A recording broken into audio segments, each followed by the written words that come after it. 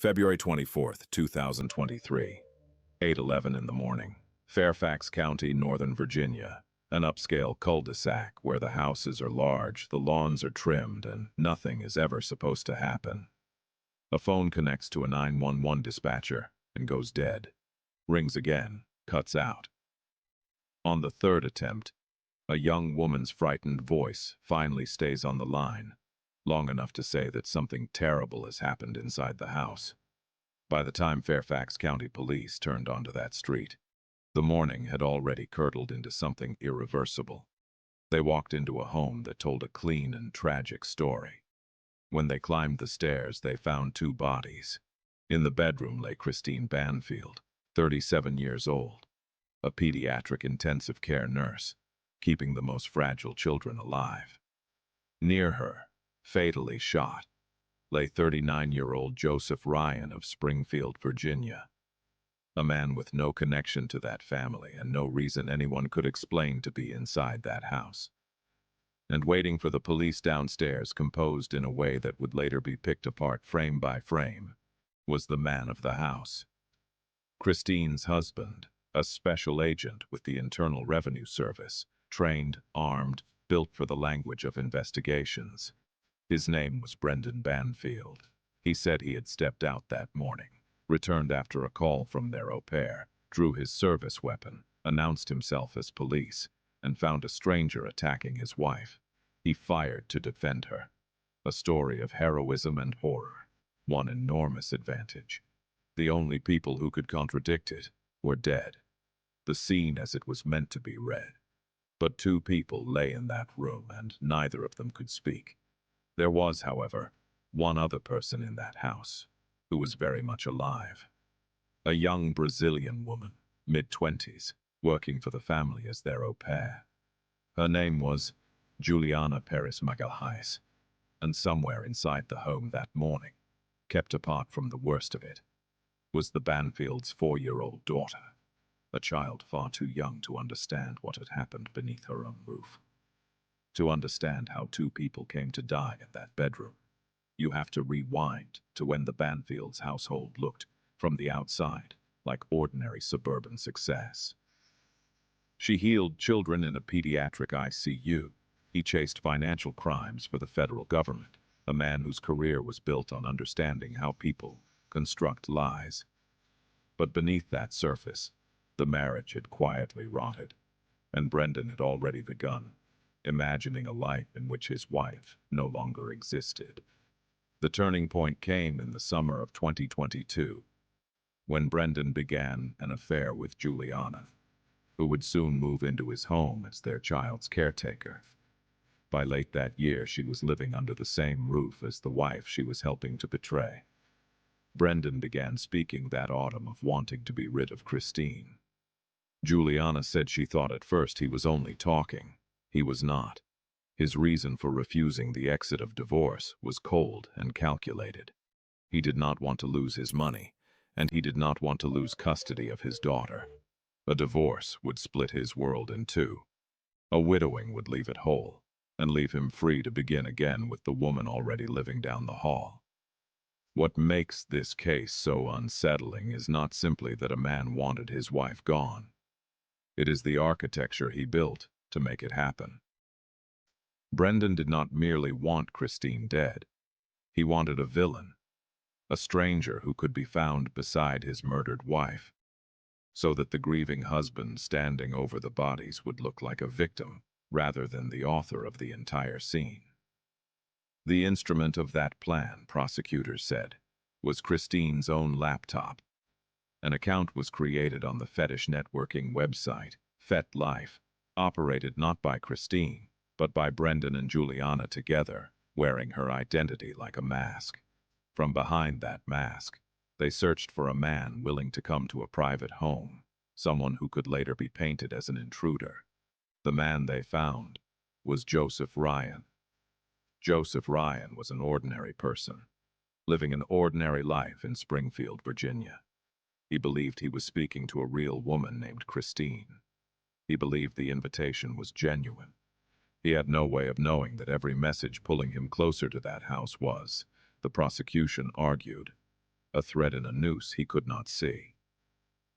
While the lure was being set online, another part of the plan was taking shape in the physical world. On January 28, 2023, a firearm was purchased. That weapon, prosecutors said, was handed to Juliana. In the weeks that followed, Brendan is said to have taken her to a local gun range and trained her to use it, a man who carried a badge for a living, methodically preparing an accomplice. That morning, the pieces moved into place. Ryan arrived, believing he was keeping a private appointment. His car in the driveway, proof he had come of his own free will. Brendan, by his own account, was away, at a McDonald's, and returned only after Juliana called to say something was wrong. A husband summoned back. That was the story as it was meant to be read. But the physical reality inside that bedroom did not match the shape of self-defense. Christine Banfield had been stabbed repeatedly. The wounds concentrated around her neck. Injuries that spoke not of an interrupted struggle, but of a deliberate attack. Joseph Ryan was dead before he could say a single word in his own defense or explain how he had been led to that house. Two people, killed in the same room, arranged to tell a lie. And in the days that followed, that lie began slowly to come apart. Among the evidence catalogued at the scene was a detail almost impossible to forget. On the master bedroom nightstand sat a framed photograph, not of Brendan and Christine, but of Brendan and Juliana, as though the new life he wanted had already quietly moved in. To investigators, it was motive, sitting in plain sight. The investigation moved with the patience of people who understood that a federal agent would know exactly how cases are built and how they can be broken. Detectives traced the digital fingerprints, the messages, the accounts, the timeline. The portrait that emerged was not of a hero who came home to a nightmare. It was of a man who had engineered one.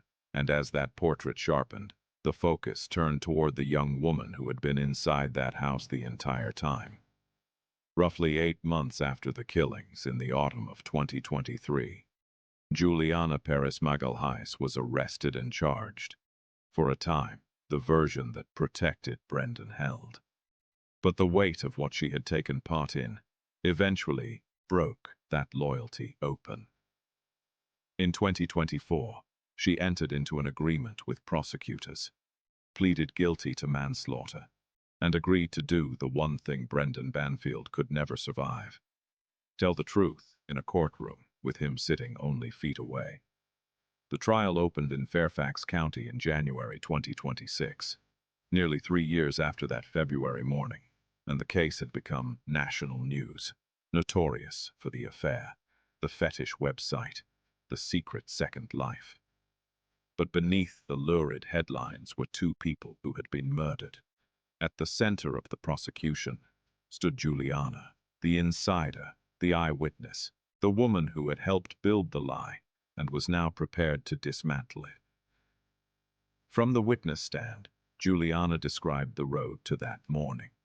She told the court how Brendan had spoken of getting rid of Christine as early as autumn 2022, how Christine's own laptop had been used to build the false account, and how fabricated messages drew Joseph Ryan to a house he should never have entered. The woman who had once helped construct the lie now dismantled it, sentence by sentence, in front of the man who had built it with her. The defense asked the jury to return to Brendan's original account, a husband who came home and fired to protect his wife. Brendan took the stand, admitted the affair with Juliana, acknowledged other infidelities, and maintained that when he fired that morning, he believed his wife was under attack. The same self-defense story from the very first day. But now it had to stand against the testimony of the one person who said she had helped him plan all of it. On February 2nd, 2026, the jury delivered its answer. Brendan Banfield was found guilty on all counts. 2 counts of aggravated murder, a firearm charge, and a count of child endangerment, acknowledging that his 4-year-old daughter had been inside that home as it became a crime scene. The man who built his career on understanding how deception unravels now faced the rest of his life behind bars. Justice for Juliana arrived in a different form. On February 13, 2026, she stood for sentencing before Judge Penny Ascarat, who called it the most serious manslaughter case her court had ever seen. Juliana was sentenced to 10 years. She had come to America to care for a family's child and would leave forever, marked by her part in 2 deaths. One of them, the mother of that very child. There is a temptation, with a case this lurid, to lose sight of who is really at the center of it. Prosecutors offered a quiet correction after the verdict. 2 neighbors had been murdered. Brendan Banfield was a nurse who spent her life saving children, killed in her own home by the husband who vowed to protect her. Joseph Ryan was an ordinary man who answered an invitation he believed was real, who walked into a house he was lured to and died as a prop in someone else's plan. His name dragged through insinuation before the truth restored it. The most haunting part of this story is not the violence itself, but how nearly it worked.